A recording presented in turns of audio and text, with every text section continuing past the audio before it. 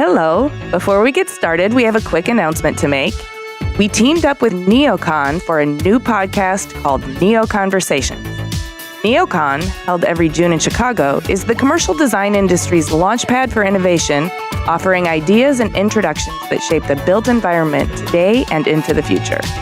With Neo Conversations, I'm going to be chatting up all the interesting thinkers, players, movers, and shakers in the contract furniture industry.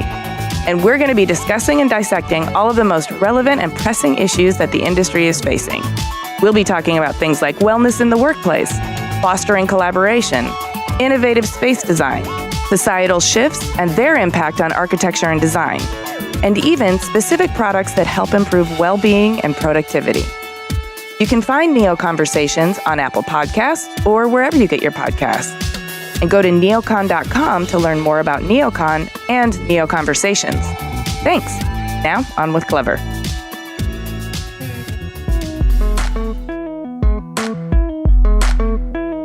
It was an unpaid internship, but when I left as a thank you, they gave me a TIG welder. Oh. And I mean, those are quite expensive, especially when they gave me. So I took that back to the States and just sort of huddled away and went to the metal shop, bought a shitload of metal, and started prototyping stuff with no goal in mind. I just wanted to build and just wanted to make stuff. And I had no idea I could make a career out of this. I had no idea what I was planning to do with any of my life and anything. I just wanted to make and create. Hi, everyone. I'm Amy. I'm Jamie, and this is Clever. And today we're talking to Maximilian Eicke. Maximilian is an industrious young designer and entrepreneur who specializes in furniture design and production. He's the founder of Max ID NY, and since its launch in 2010 has produced new collections regularly for retail around the world. Born in Germany, his family moved to Long Island, New York when he was in the 4th grade. Now he splits his time between the Hamptons and Bali, where he produces his collections and nurtures his creative whims. Let's talk to Maximilian.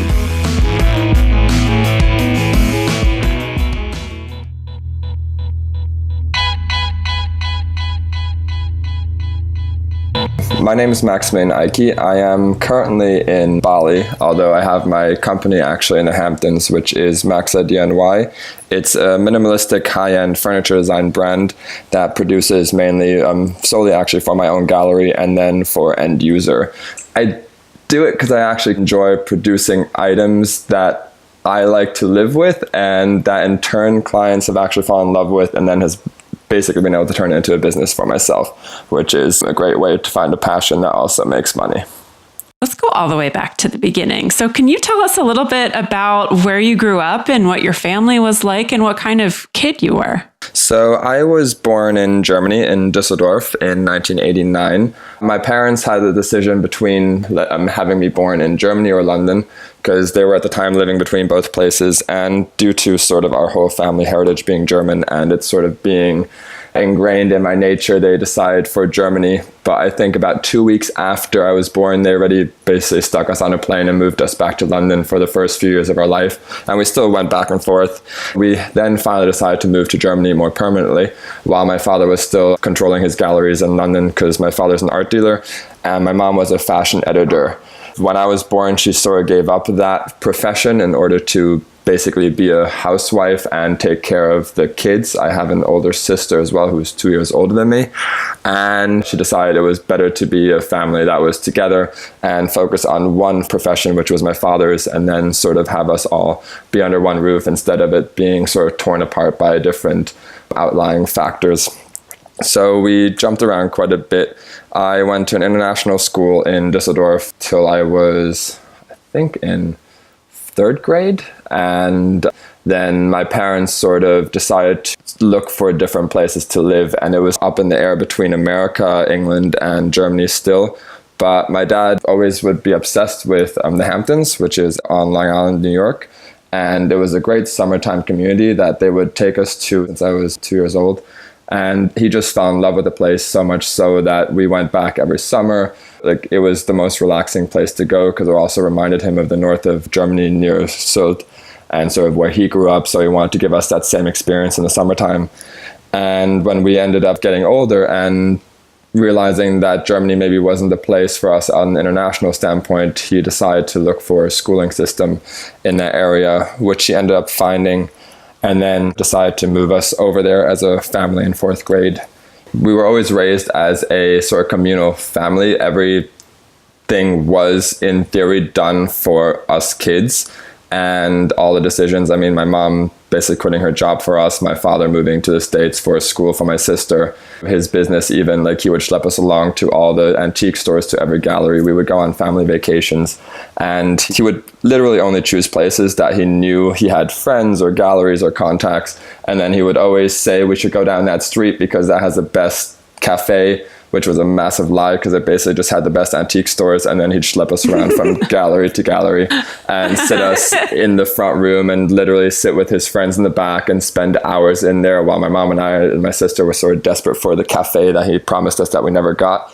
So we'd ditch him for a while and then finally meet up later, and then he'd do the same thing over and over.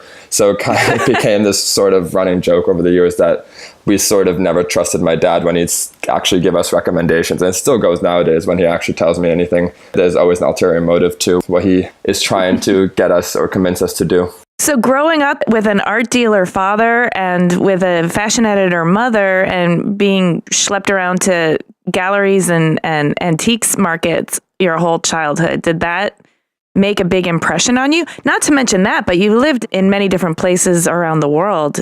How did that shape your youth? And then how did you see your creativity start to manifest? So it definitely had a massive impact on me. The weirdest impact I actually had, I remember as a little kid, the one thing I wanted to be more than anything was a truck driver for Hedley Hampers, which is this art moving company that my dad used to always use, and I still use them nowadays occasionally as well. But it was just because he'd do so much business with them that I'd always see them, and like the idea of being on the road and traveling around and not having any sort of roots was always this intriguing sort of concept. So it was a very weird way to be interested in the art industry. Of course, when I grew up, I realized that isn't necessarily the most comfortable lifestyle for me and what I want to do. The even worse thing was that actually this whole entire schlepping around, it's a very fortunate problem I had, but if you get overexposed to it, you kind of start getting a certain resentment towards it. Mm-hmm. You take things for granted. You don't appreciate things the way that other people would appreciate the same thing that you've been surrounded by. It's the same going into art galleries and museums. It's horrible to say, but I've seen a lot and I still have a lot more to see, discover, and learn. But it definitely messed with my mind and my feelings toward the art market. So for a while, I was kind of lost as to if I actually want to do this. And specifically antiques, I never really want to do because it's a field that's already established and it's something you can't be new and creative in the most unique sense. You can always do, of course, interesting exhibitions, do an interesting presentation, but you're not being innovative because you're presenting work that has already been created by someone with a massive talent and probably more talent than I'd ever have in my life. Well, that's a good point. Yeah, and there's historical context that you can't really go in and manipulate too much. Yeah.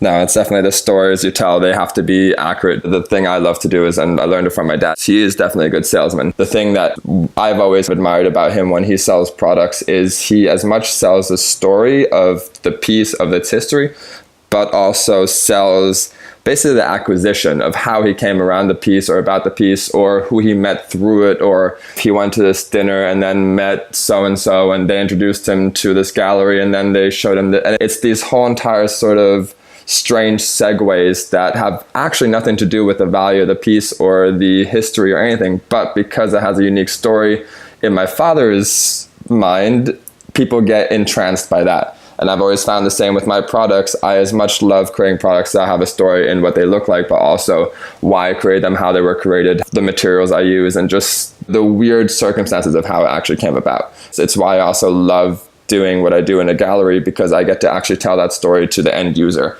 So all of this overexposure to art and antiques, you sort of hinted that it manifested in a certain desensitization or rebellion. Yeah.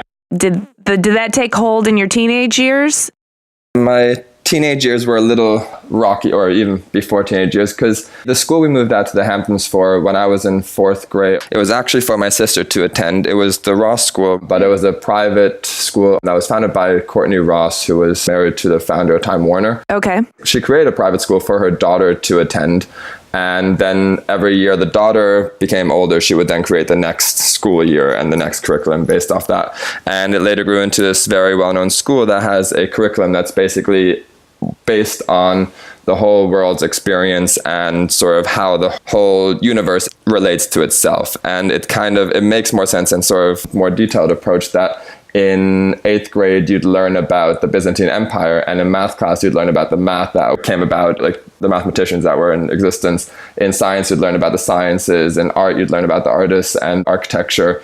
And in philosophy, you'd learn about religion and history of that specific time period. So in 10th grade, you learn about the Renaissance and do that same thing. So you kind of you only learned about sort of the specific interactions of how everything related in that sphere. So it kind of made you really aware of that math and science and art and history and everything actually is one bigger picture instead of learning that it's separate entities. So it sort of made you definitely be a universal student instead of just realizing, okay, if I'm good at math, then I can do this. You kind of learn to be better at everything moderately than being really good at one thing. And that was definitely me, because I'm terrible at math. I'm terrible at like English and a lot of other things that I sort of realized, okay, I'd better be half as good at everyone else in this class at everything and just be sort of a well-rounded person than be really focused on one career path. So it kind of helped me as well in the future when it came to the path I decided to choose that made me more comfortable with who I am and traveling the world and running about. I was a good kid, and I definitely wasn't rebellious for the one sake that when my sister ended up going to the private school, I ended up having to go to public school, which was not a negative thing until 6th and 7th grade, where for being German, I was bullied and called Hitler a Nazi. I was thrown in trash cans and I was mistreated to an extent of what a 6th grader doesn't really want to experience. I was even bullied by my math teacher, which was definitely not a fun experience. He would call me up to the front of the classroom and make me write something on board, and then he'd grab my hand and sort of press me down onto the floor in front of the whole classroom. So it definitely messed with my childhood a little. Yeah, that's incredibly traumatic, and I'm really sorry that happened to you. It's really awful. It is what it is. I definitely, I mean,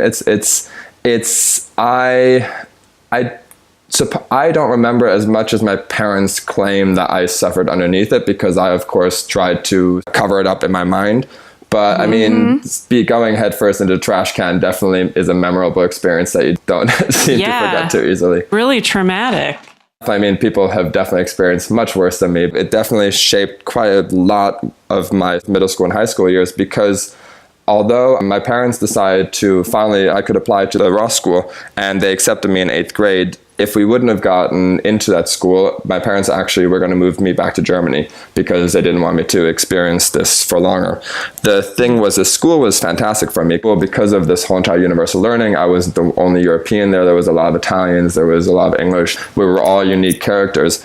But the problem was we still lived in the same house that I lived in when I went to public school. So I still lived in the same town with those kids. So I basically never went out. For my entire middle school and high school, I didn't really like to go into public.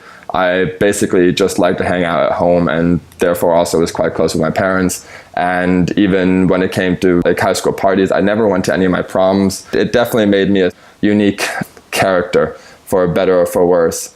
But it definitely shaped me to a certain degree. And that's why also when I say I'm rebellious to what my parents do, it's more in the aesthetic than anything else. I'm way too close to my parents, because we run our company side by side. Well, I actually took over the company recently, but they were the ones that actually sort of helped me through it. And it shaped me who I am now. And I'm actually very happy for it, because it led into a lot of other things, which also led to why I left America for college, and why I kind of am still running around and not necessarily calling America home as much as like the country is. It is the best country for what I'm doing, the most supportive in people. It's beyond incredible what it's done for me and for my career, and the support circle, and everyone is just amazing. And I've learned to, of course, what happens in middle school and kids is definitely one of those things that we're all naive and young, so kind of it doesn't affect me nowadays anymore. But it definitely man, played a kids are big just part. mean. Oh, so horrible.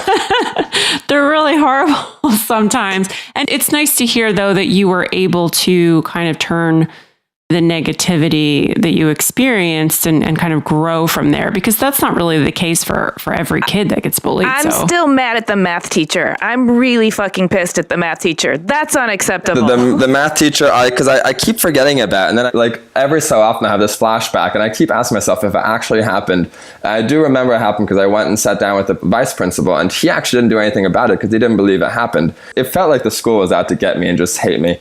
But I mean, the students, I can't blame it on them. I mean, I was the only German kid in that town, and they're always going to find something. And in fourth grade, it's fifth and sixth, seventh grade, what do we really know other than the thing that is prevalent in the history books? And I mean, unfortunately, the Germans, we don't have the best history when it comes to that. So it, of course, it's easy to kind of just be narrow-minded and take the easy route out. Not that I'm defending any of it. It's the way I've coped with it.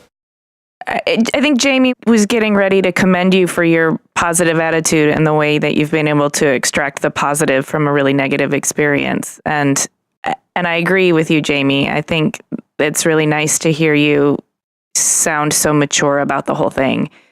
But that math teacher should have set an example for those kids. That's all I have to say. Okay, now we can move on. And that's why I still hate math to this day. I'm terrible at it. I'm subconsciously now blaming it on him. Okay. Where did you make your first piece of furniture? Was it in the Ross School or was that later on? So I was at the Ross School, sort of learning about different aspects of that time in history. Every year you'd have about 5 or 6 major projects that you'd relate to that time period.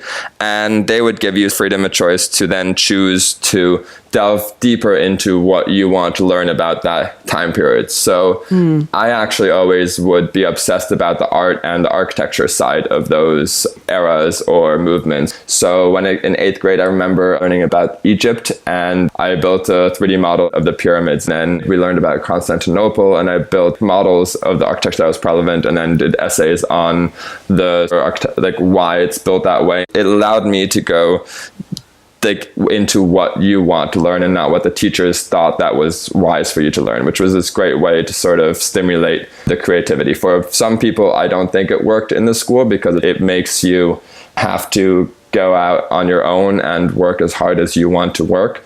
But for me, that stimulation and that freedom actually empowered me. And so in 11th grade, there's this project called the Modernity Project, which is a more intensive, it's a 1-month project where they lead up to what you do in senior year, which is a 4-month senior project. And it's kind of this trial by fire where they tell you choose any history period, anything you want to do, and write a brief for what you want to learn, what your final presentation will be. And it needs to have value and merit to it, but you have carte blanche, go do what you want to learn and deliver something that will impress us. With that freedom, you don't really know what to do, but in the time I was becoming obsessed with making small dollhouse furniture models because I'm very good with working with my hands. And I then decided to use that to my advantage and delve deeper into the Bauhaus era of furniture due to the German heritage. And then the final project for that was to create Bauhaus-inspired furniture as dollhouse furniture. So I presented a collection of about 3 or 4 designs that, looking back on them, were absolutely horrifically bad looking, or at least in my opinion. The models were well executed, but the designs I would never produce. And that led up to my senior project. So I took that concept I created, instead of 3 to 4 models, I wanted to create about 12. And then one of those designs I would produce as an actual physical prototype. So that was the first piece I created. That seems like real serious for high school. Yeah, it really was. And it was a lot of pressure. And I had this teacher called Mr. Chris, who I always admired. He was always on my side and just a nice, calm, collected person. And he also knew about my previous experience at the previous school because we lived in the same town. Just he had my back. So I had him as my project mentor. And there was this other art teacher that really, I felt, always had it out for me. And she would go out of her way to tell my mentor and everyone that the project I was doing was basically a waste of time. And I was just taking advantage of this system because all she saw me do was I don't sketch. I tend to keep a lot of stuff what I do under wraps until the final product is done. Then it just magically appears. And I still do that with my company nowadays. I hide from the world and then come back with things that then hopefully overwhelm people that they didn't expect. And in this case, the teacher said, like, she was really anti what I was doing. And it was mainly on the fact that everyone else in the class was working their asses off, and it looked like I literally did nothing, because in school you can't really do anything because the piece was being produced outside with metal fabricator that I knew up the street. So she never saw that part. All the models I was making at home, I didn't sketch and I didn't write, because the final product was actually a physical piece. Whenever we were doing classes and we had the whole school day to focus, I literally just sat around. But when the time came to actually present the piece, the nice thing is it was really well received, that they actually put it in the center of the exhibition in the most important spot, and everyone, it was sort of the favorite piece of the year. And it completely showed her perception of me was misplaced, which gave me even more power to prove it to other people in the future. Because if someone definitely thinks I'm messing about or I'm not being professional, I definitely like to prove them wrong, but I only can prove them wrong. I really admire your determination in the face of adversity, especially coming from teachers. It seems like you're bouncing back each time and really facing it head on and being like, no, I'm better than this. I can do it. Well, I think I might be to blame as well, because I'd have a very relaxed persona. Pressure affects me. I mean, it stresses me out, and I get a lot of gray hairs and have a lot of anxiety, but it doesn't make me any more angry, or my blood doesn't boil because of it. Just basically, it just makes me more committed to what I'm doing. Good for you. So I'm actually interested to hear more about the path that you took from this high school and these furniture projects all the way forward to when you founded your own business. But there's a lot in between. There's a lot, Griffith College in Dublin. I know that's a long road, and an apprenticeship in Germany. And I'm sure there's other things. So maybe you want to just paint that picture for us of how you got to where you are. I started looking around, and I wanted to apply for college in Europe. I found this college in Dublin because my father, based off of his experiences, he lived in London for a while, and he said if I had such a traumatic experience growing up in the middle school bullying experience, I should avoid London, because at the time we had a lot of family friends who went to boarding school, and all their sons and kids went through the same exact experience. I wasn't the only German kid that was being bullied. Every single one of our family friends had sort of a similar experience, either in London or in New York or upstate. Like, it was just one of those universal things that when it came down to finding a university that was also English speaking, Ireland was the natural choice subconsciously. So I applied to this school called Griffith College, and I think within about a week and a half, I got the acceptance letter. And what we didn't realize was my mom and dad just thought I must have been the most talented student like in the world, because I got accepted within a week. And they just were so proud of me. And they, of course, used that to tell their friends. And it turns out that it has nothing to do with skills. It's just if you're willing to pay for the school, they will accept you, which is a very European way to do it. And it wasn't even an expensive school. So, I mean, it's related to America. This was chump change. It's $6,500 for a whole year. I was very fortunate that my parents were willing to pay for my education. In relation to, my sister went to Arizona State, and that was considered one of the cheaper schools in America. And that was far more expensive than what I was getting myself into in Europe. So that was already a very good incentive on a financial level.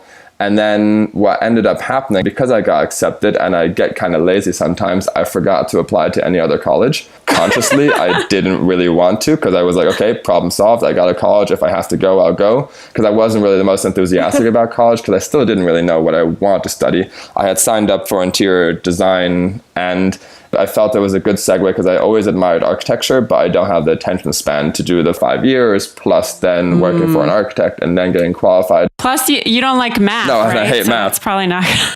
Come sort of July, we realized, shit, we should probably actually fly to Dublin and see if I actually like this school, because I have to go, or if I don't go, I basically take a gap year and I figure it out next year. We didn't go and visit because of the exact fact of I didn't want to know that I didn't want to go. So we actually just showed up for orientation and just were like, okay, let's wing it. I loved it. It was absolutely incredible. It was a small private college, and it was right in the middle of Dublin, like 5 minutes up the road from every bar and every single place you would ever want to be in Dublin. And we lived in these military barracks that were on the compound. And the first time I met this Canadian guy who ended up being my roommate, and then we met this Russian guy who we made move into our room in about like a week.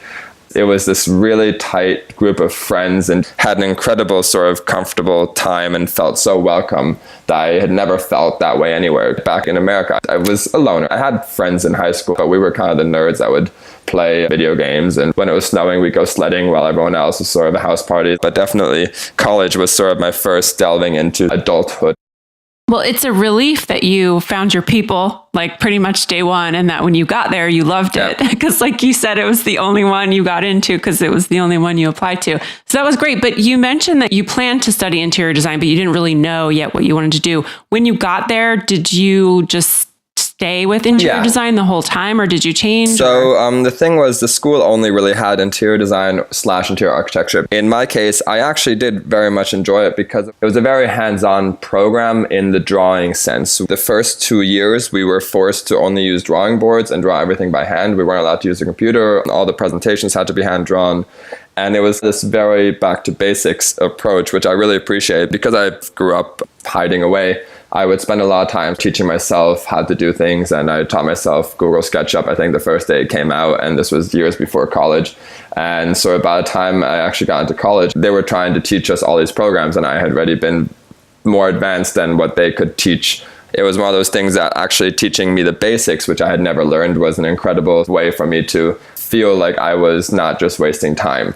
So I did 2 years there, and I absolutely loved it. I somehow managed to work my ass off and still have a social life. It was kind of because of the students in my class as well. I was one of, I think, 40 students. Of those, there was 30 Norwegians. I think I was one of 4 boys in the class. And those Norwegians were so hardworking and just intimidating that you kind of felt you had to keep up with them and then also beat them at their own game. So it lit a fire under me that I had to be better than everyone else. So I left after 2 years. I basically left with a diploma instead of a bachelor degree. As much as the profession was for me, the structure just wasn't for me anymore, because I realized every project I was doing, I was getting the best grade in the class. And this was getting boring for me because I didn't have competition anymore. And the way I proved that it was kind of also fixed was the final project for second year. There was a few aspects, and one of them was doing a technical drawing of a staircase, like exactly how structurally it works and everything. And I actually on purpose drew it wrong and missed one tread. So my staircase would never actually reach the final destination. And they completely analyzed every other person's drawing with sort of a tooth and comb. And if the line thickness wasn't right, they would lose a point. In mine, they looked at it for a second and moved it to the side and said, perfect. And it just was one of those things in that moment, saw I'm not being graded anymore for the physical work I'm doing in that moment. I'm just being graded for the fact that they are expecting what I do to be at the standard that I've delivered in the past. And therefore, I could quite literally put shit on the table and they would say, well done. It just wasn't appealing to me anymore, because if I can't learn anymore, then why sit and experience it? So, right. Yeah. It makes sense too to like move into real world experience, because why are you doing all of this schoolwork if you're going to get an A? Why not have like actual experience that you can put on your resume? Did you end up going right from the school to an apprenticeship? Yeah, so it was Germany. It was with an architectural firm called Ensenauer in Düsseldorf, in my hometown. And I did a 2-month internship with them. Didn't have to go back to the summer in the Hamptons, which I really liked because I still, of course, didn't necessarily like it there. And it was an incredible experience because they let me have carte blanche in just doing what I wanted to in the office. And they knew I started admiring and liking to do furniture design, that they actually would let me design furniture for clients' projects, and they would actually present them to clients. And one client chose to use one of my tables, which was also incredible. Oh, cool. Someone willing to use one of my designs before I even knew anything about being a furniture designer was a very incredible pat on my back for myself. Yeah. I did one in Malibu with my godfather. He's an amazing interior designer architect. So I lived with him for 3 months and just helped him out as sort of an assistant and saw sort of how that side of the world works. And it was a completely interesting contrast to how an architectural interior design firm in Europe works compared to how one in a much more relaxed area of LA and Malibu does its business. But then right after college, I, through a family of friends, got an introduction to this company, Poland's, which is a massive metal manufacturing company that produces mostly architectural features for major buildings. At the time, they were working with Apple They're doing stuff for Hermes, Louis Vuitton. They did the pools for Abramovich's yacht. All these massive, incredible pieces out of steel, stainless steel, that I did a metal apprenticeship with them for 3.5 months. And an apprenticeship is usually years, but in this case, it was a crash course of seeing how the company works, and they threw me straight into the factory, and I loved it so much. I absorbed it so much. You couldn't get me away from there. And you learned how to weld. I learned how the factory production worked. They would bring me on site to things. They actually, at the time, because I was the best English speaking person in the factory out of about 150 people, and I was 19, they actually flew me with 2 of their heads to Apple, to Cupertino, because they had a presentation. So they needed my English knowledge, which was also this, they brought an intern into this meeting, which also makes no sense, but it gave me that vote of confidence that if they trust me enough for this, then I also must kind of be doing something right. So it was just this incredible welcoming experience. And there was one guy in particular that was in the factory that was sort of like the mad scientist, and he took a liking to me. And sort of I stuck around him for the 2 months at the end and just learned everything that he could teach, which was the actual stuff that I could apply to my career, because it wasn't how to use the massive machines. It was actually how to make a table or how to make the smaller products. So it was an incredible thing. It was an unpaid internship, but when I left as a thank you, they gave me a TIG welder. Oh. And I mean, those are quite expensive, especially when they gave me. So I took that back to the States and just sort of huddled away and went to the metal shop, bought a shitload of metal, and started prototyping stuff with no goal in mind. I just wanted to build and just wanted to make stuff. And I had no idea I could make a career out of this. I had no idea what I was planning to do with any of my life and anything. I just wanted to make and create. I left college actually not having an idea of what I was doing. I just knew it wasn't going to be sitting in college. I went to the metal apprenticeship not really knowing. I just sort of knew, let's give this a try. And then even leaving the apprenticeship, I kind of knew this could be fun, but had no idea that you could be successful or do anything with it.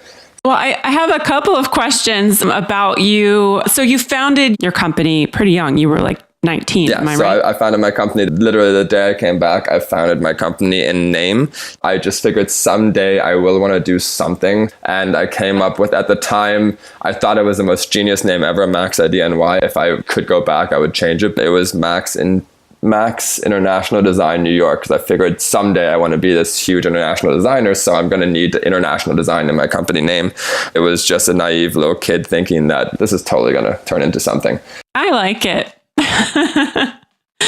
So you started this company fairly young. I'm interested to know, number one, why you decided to do your own thing rather than go work for somebody else. And the other question I have is, why New York? You've traveled the world already, and New York was the place where you had the maybe more negative experience in all the places you lived and worked. So I'm interested to know why you kind of landed back in New York too. So it was kind of a circumstantial. I'm very fortunate. My parents built up an incredible family business that it's not huge, but it revolved around a gallery in the middle of Sag Harbor, which is now currently one of the hotspots in the Hamptons. We were this unique, creative, sort of bohemian family that no one really understood, but we had great clients and a great network of friends. And although I didn't have friends my age, I had a lot of family friends through my parents, and I definitely always hung out with the older generations because it was more intriguing, also much more interesting conversations, and they respect what you do, and there's also the support circle there. So I always felt that from the Hamptons, that I was in that side, and those generations were incredibly welcoming to me and to what I was potentially trying to do. Because of what my parents built up, I knew sooner or later it would be naive of me not to take over my parents' business, because it was always groomed as a family business. The son takes it over. But I didn't want to take over my father's business just as it was and sort of just slip into his shoes and then be the kid that is just the next generation. I wanted to create a way that I could sooner or later absorb it into my company, but have my name be out front and have it really be me, and then it happens to be also what my parents have done. At the time, it was sort of, let's try and do some furniture and see what can happen. But when it became more serious, the idea was, okay, create a furniture design brand and that lives and survives partially off of my parents' business, which is we use the same gallery, we use the same infrastructure. When I'm there, I help them run the business. When I'm traveling and doing manufacturing, they're basically in the gallery. So it kind of would run seamlessly together. At the same time, the accounts were separate. If I had a client, I had to deliver the piece. If my parents had something, I had to do all the work as well. I got shafted with both jobs. Yeah, as a chippy. I mean, they've worked their ass off for me and to raise me that it's about time I go back and help them. Right. I didn't want to bite the hand that feeds me. I respected what they did. I loved what they did. The lifestyle that you have is very comfortable because you get to, you earn as hard as you work. So if you don't want to work, you don't have to work, but then you don't have any money and then you can't do things. It's this self-motivation, which again works very much in my favor, that I definitely at times do like to just chill out and sort of not have to do anything, and that works, and it's your own decision too. But when you are successful and when you're selling things, it drives you to want to sell more, and it drives you to want to work harder. It was this perfect thing that I didn't have to answer to anyone. So September 2009, I launched my company. I had no idea what I was doing, but I had, I think in October 2009, finished about 10 prototypes of some interesting furniture I liked. My parents were at the time friends with the retail showroom designer for Ralph Lauren. He was in charge of what all the retail locations would look like. And he saw some of my prototypes and actually fell in love with a few of the designs and was like, cool, we should actually try and produce some of these. Like, I have some manufacturers in New Jersey that we work with to do custom pieces for our stores, and I think you guys would really get along.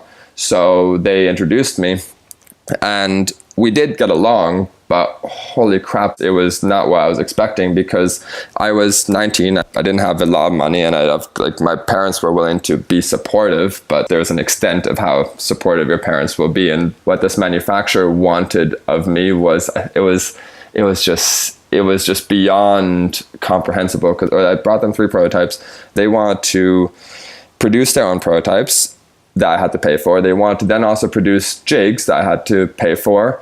I had to promise them 20 pieces of each design, plus all the drawings I already gave them, they wanted to redo and charge me for everything an arm and a leg.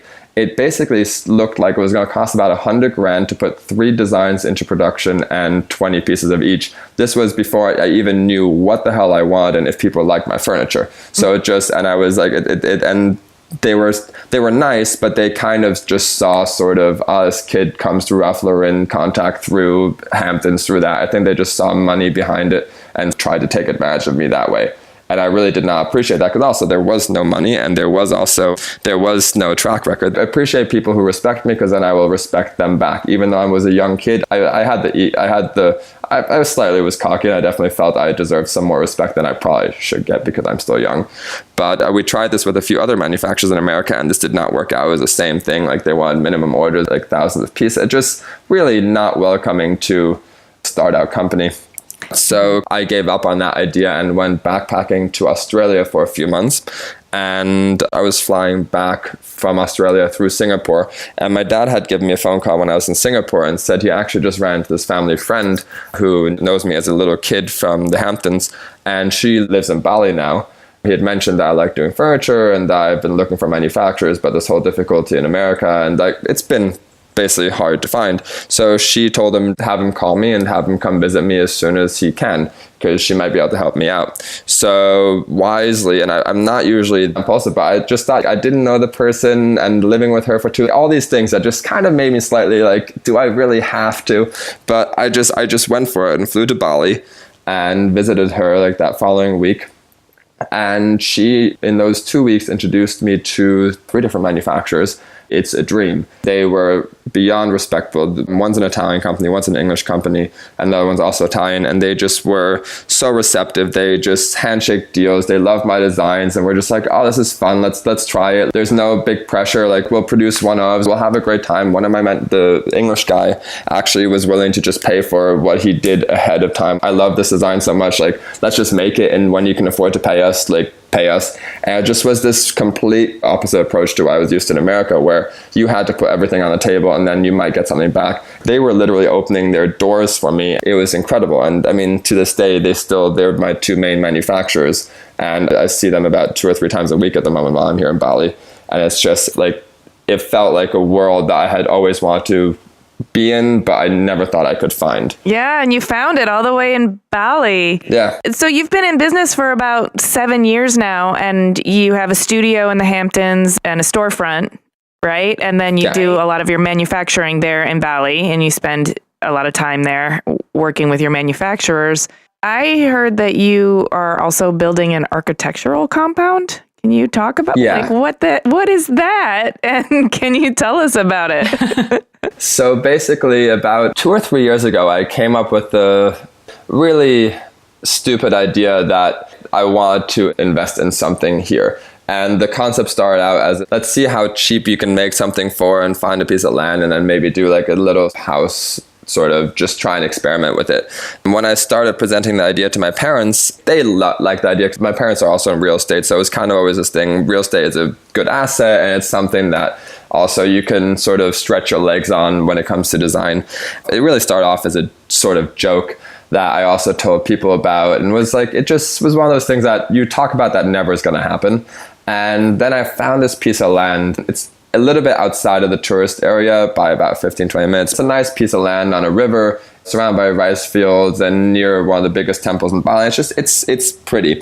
So I pitched this to my parents, and it was sort of like, oh, like this actually might be something serious. Unfortunately, that piece of land was the price of what I had pitched, like as an entire budget, like including construction, which is still, relatively speaking, to the Western world, it was still beyond affordable. Then at the time looked at this more seriously and we're like, is this worth doing? We decided to sell a place we had in Germany that we never used, that was just rental income, and decided to trade it for this, that in theory can have much more value for us and our future. And both my parents are planning on retiring here. That's kind of one of those things that it can have a very interesting value to them in their future as well. And for me, it's an incredible way to show what I'm capable of, because no one believes what you're capable of until you actually prove it to them. In the weirdest way possible, I actually don't necessarily want to become an architect or interior designer, but I definitely always wanted to see if I could rise that challenge. You just want to be the best and prove everybody wrong. I do, and it's a very egocentric approach. At the end of the day, I'm living my life. I'm the only one that knows what's going on in my mind. It's sort of one of those things that I have to keep myself happy and satisfied and entertained. It's selfish, but it is what it is. It sounds fun. Yeah, it's entertaining. I keep some very entertaining conversations with myself as well. I definitely talk to myself way too much. I mean, you have to be your own best friend. If you don't love yourself, who will? Right on. It turned into a compound with 6 different houses, about 9,000 square feet of houses built, 1.75 acres of land. And the concept is it's all my own architecture. I'm doing 60 new pieces of furniture for it that was solely designed for the house. 60? 30 pieces of lighting designs that are custom built. I'm doing a tableware set, all ceramics, all my own designs. So I have about 35 pieces of that. I'm doing the custom cutlery. I'm doing the toilet paper roll holder. I'm doing the trash can. I'm literally designing every single aspect of the house from scratch. I love this so much. People are going to love or hate it because my style is very extreme to a certain taste. Yeah, but it's so cool that you've like created this opportunity for yourself to like design all of these things. Yeah, no, I've been very fortunate. I have the manufacturers here and I'm building it for the cost that I would manufacture it for. So having all these capabilities and then the connections, I just started working with a ceramics company who I'm also collaborating on for the house. And I'm just super excited about it because they're an amazing company that works with incredible other clients as well. I'm going to fly to Thailand next month to look for a cutlery manufacturer that I got an introduction to. I would have never thought I would be doing cutlery. I'd never thought I'd be doing ceramics. Lighting I always love to do, but it has quite a financial burden. If I'm building it for a house, I can offset the costs for the prototyping and all that through the house. It's a big R&D project. And the idea is everything I'm launching in the house also in the next 2 years, I will then bring to the market in America. So I'm going to launch the ceramic collection. I'm going to launch the lighting collection. I'm going to launch all the furniture. It will basically make me have a quite extensive catalog. I'm designing 5 individual beds for the house I've never done before. Jeez, that's a lot. I mean, we haven't really talked at all about your creative process. We talked about how you studied interior design and how you had all of these internships and how you made some furniture and did some welding and some metal work. But we really haven't talked about where your ideas come from. And I'm really interested to hear how your brain works and where you get inspiration.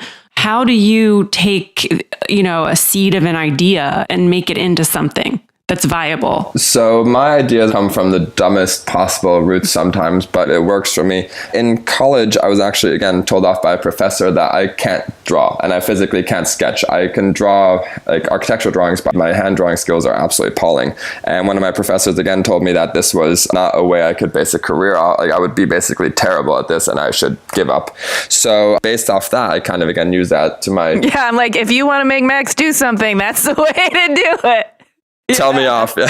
In my case, I'm actually very fortunate that I have a very good 3D visualization, that I can build something in my mind without ever having to draw it. I can take it apart. I can use the whole entire manufacturing process and just imagine it. And so this worked very well with also when I was creating prototypes, that I would come up with my mind. I would then just buy the materials, bring it to the table saw and just cut it, screw it together, and then I have the piece. And you'd never seen a drawing or rendering in the process. This is kind of how I create stuff in general as well, is I come up with a very basic inspiration, which in my first collection, I designed these multifunctional designs that stacked on top of each other and into each other.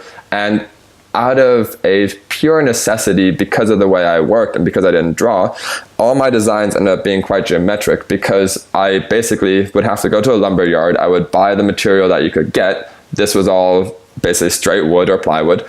I would then only have tools that I could basically cut this material with in right angles or straight or sort of angles based off that. So it turned out that my furniture was basically square and right angles, and there was hardly a circle in it. And without even knowing it, subconsciously influenced my design language as a whole. And now I can't design anything but stuff like that because it's become ingrained in me. And there's some, like, some of them are, one of my tables is called the tea table because quite literally it looks like the letter T. I was sitting once in an Indian takeout shop and I was trying to come up with new inspiration. So I looked at the back of my ATM receipt and I was going through the alphabet, just spinning the receipt round and round and round until I realized, okay, you can make the letter D into a table if you basically use that as the base and this. And it just was these like really weird, useless, stupid ideas that then actually turn into something quite interesting. I love trying to create stuff that people also wonder, how is it assembled or how is it put together? And it's simple materials or different, like simple color choices. I never set out trying to design the way I did. Okay, I like the Stiel and I love Donald Judd and I like that aesthetic, but I have a unique way my mind works, which is also why I've decided to produce stuff and then sell it instead of designing and then trying to find a buyer for it. So I actually also have a warehouse in the Hamptons with about 800 pieces of furniture in stock, which is the whole way my business was set up, that I travel about 3 months a year to Bali. I come in September to give them my designs. I come in December to look at the prototypes, and then in May to do the quality control. The collection would launch in June or July of that summer. I would spend about 5 months that summer selling the furniture because I'd buy a container with several hundred pieces of furniture in it. And the great thing was people in the market I'm trying to reach and the price point, people aren't used to immediate gratification. In my case, I have, of my most expensive table, I had 3 in stock. Of my side tables, I have 10 in every different color in stock. So if you wanted to come in, you could buy that side table and I deliver it to you later that day or tomorrow. And it was sort of a way for me to get immediate feedback as well, immediate money. And then I take that money and use it for the next year's collection. And it's also over the years built up quite a collection I have still in stock, which is great because if I get emails, even while I'm doing this house at the moment, I can deliver products to people, even though I'm not necessarily physically there. Like, how did you learn how to run a business? Is it through your parents, or did you take any classes on it? Or is it kind of one of those things that you learn on the fly? From my dad, I learned a lot of positive things. And I also learned what not to do because he's an amazing businessman. But there was some things that I was like, yeah, you could do that differently. But no, it's trial by fire. From the day I can remember, I was schlepped around to every single thing my parents did. And that means meetings, parties, everything. It kind of rubs off. I'm not the most academically intelligent person. And fortunately for business, you kind of don't need to be because it's social interactions. Yeah, it's relationships and stuff. Mm-hmm. And as long as you're not an idiot with numbers, you can figure the rest out. And then I do have mentors. My manufacturer here, the guy who produced my first collection from his factory on his own dime. He's my main person I go to with any questions because he's built up an amazing company for himself. I really respect what he does more than anything. I look to him for input. These handful of people that have been around me that have always sort of then shown me, okay, do it this way, and then you can interpret it on your own. It's learning and then failing and then trying it again. Basically, it's all a gamble. It is. And finding the right mentor or mentors is always really great. Do you have any advice? Because you kind of threw yourself into your own business at a very young age. And I'm interested to know if you would go back and change anything, or if you learned anything that could be useful for maybe some of our listeners who are looking to get into their own business in design. I'm not sure if my advice is worth it for anyone, but I don't necessarily believe education is the most important thing, as in sitting in the classroom for 5 years and learning how to do things. I definitely think getting out and doing it is sort of vital. That said, I was fortunate enough to have a security blanket to fall back on. If I was to fail, I would always, in theory, be able to take over my parents' business. But as first world problem as that sounds, the fear of just basically becoming an art dealer, antique dealer, was kind of that thing that made me fight for, I want to be known for being a furniture designer or just designer in general. I still don't know where my next paycheck's coming from, or if I'm going to sell furniture this week. It's always a gamble. But there are surprises around the corner. I told someone once, the stuff in life you plan never work out the way they do, but in turn, something better or something worse comes out of it, but it's a lesson. It's something that will bring you to the next step. This project that I'm doing in Bali took on immense proportions I was never expecting, and it's incredible. There's things that I really had my heart set on in the past that never worked out, and I'm glad they didn't, because where I am right now is the perfect position I could be in. The same with bullying. If I didn't get bullied, I would have never been sort of keen to leave America. If I didn't leave America, I would never have been in Dublin. And every single little step is vital to make the next one. It can always get better. Don't harp on mistakes. Yeah, I mean, I guess if you're making mistakes, as long as you're learning from them, I mean, who cares if you make them? That's all about life. That's just life. Like, we all make mistakes in business, especially when we're self-employed. And it's the repeat mistakes you have to really look at. Like, here I am again. How did I do this to myself again? So you had talked earlier about what a good salesperson your dad is, because he has all these great stories to tell around the antiques that he sells. I mean, obviously some of those are the actual historical context, but you said that he also tells these really unrelated stories about how he came to acquire the object and all of these personal stories that add value. And I'm wondering how that's impacted you and how stories end up getting attached to your objects. I always feel more connected to an object when I know its origin story, when I know a little bit more about it, or even if it's an antique, if I know a story that it's been through or that's attached to it. In my case, I guess partially what it always has been, as well as sort of when I tell my personal story, they find that interesting because it then reflects on the work that I've created and what I have to come in the future. I think people buy as much into me as they do into my furniture. And it sort of then also challenges me to make sure that I don't let these people down, that what they are investing in also has a future and has something to be proud of for them. Yeah. So, I mean, at the end of the day, if you go to friends' houses and they show you their new piece of artwork or tableware or whatever they just bought, the whole thing is they want to be able to tell the story that you gave them. So in my case, they talk as much about the physical piece, but also about me who created it and how I came into existence. I don't know. I mean, my father, as like his stories, his whole lifestyle and character was he was this English playboy who lived in a beautiful house in London and was a charming man and just had always silver tongue. And it definitely made him an interesting person to listen to as well. I try and design pieces as well that I don't, let's say, exist. I still hope those designs are aesthetically pleasing enough for people to just want to buy it because it is attractive. Yeah, like you want a piece to stand on its own, but also you like that they are investing in the designer, you, and hearing your story and making a connection between you and the object as well. So it's kind of like both, you want both things. Yeah. So the future of your business obviously is an architectural compound in Bali and many more collections of furniture, lighting, and accessories. Is there anything else that you see your business evolving into? My dream would be to try and open a gallery, keep the Hamptons, maybe one in LA, and do one in Europe, because we also have a big warehouse showroom over there, that maybe expand to that and just try and do it on my own. But also, that's a lot to take on. Doing it on my own also means it's my own money and my own financial investment, and it's like it adds up.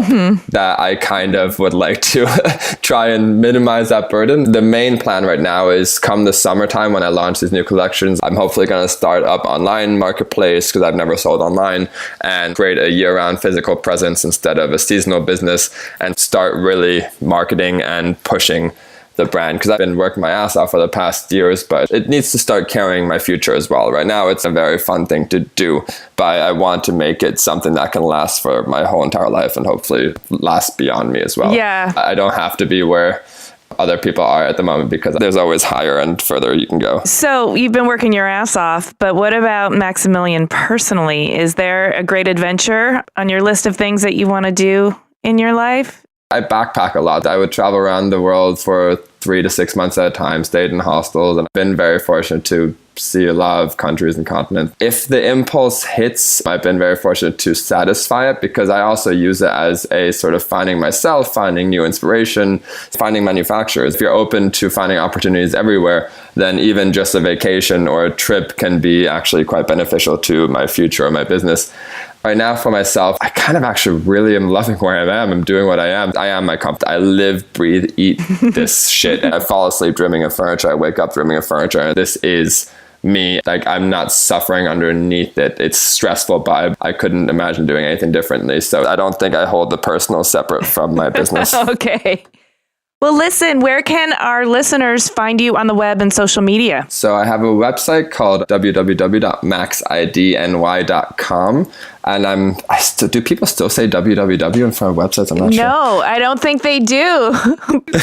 No, it's funny because we have talked to so many people, and like, you must be like the 10th person to say, like, does anybody even do that anymore? But it's so funny because it's such a habit. Yeah. Well, because you don't think it can work without it, but it does. I mean, the internet is still so confusing. Yeah.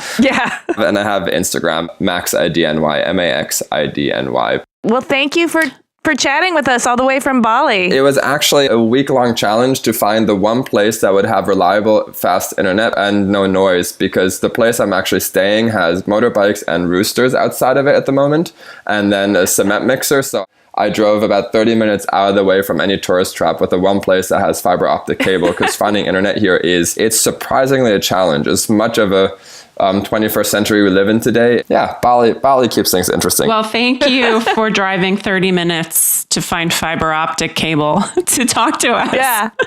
Absolutely. I would drive further if I had to. I was even considering if I had to fly back to America I would have. Oh my goodness. Well, thank you. No, I appreciate it. Yeah, and save one of those houses on your compound for us, because we might be retiring there.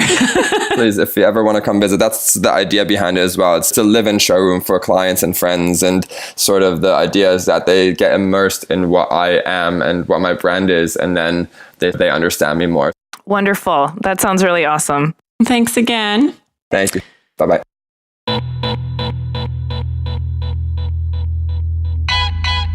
What an industrious young lad. Yeah. Oh my gosh. He's accomplished so much at such a young age. It's pretty astounding, really. I mean, I don't know how many other 20-year-olds are building their own architectural compound, but if you are, give us a shout. Yeah. We'd like to talk to you. I do sense a common theme, though, in a lot of people that we talk to is, don't underestimate me, or I will go out of my way to prove you wrong. Mm-hmm. And in many ways, it seems to be that being underestimated or being discounted in some ways actually been a really good thing for people.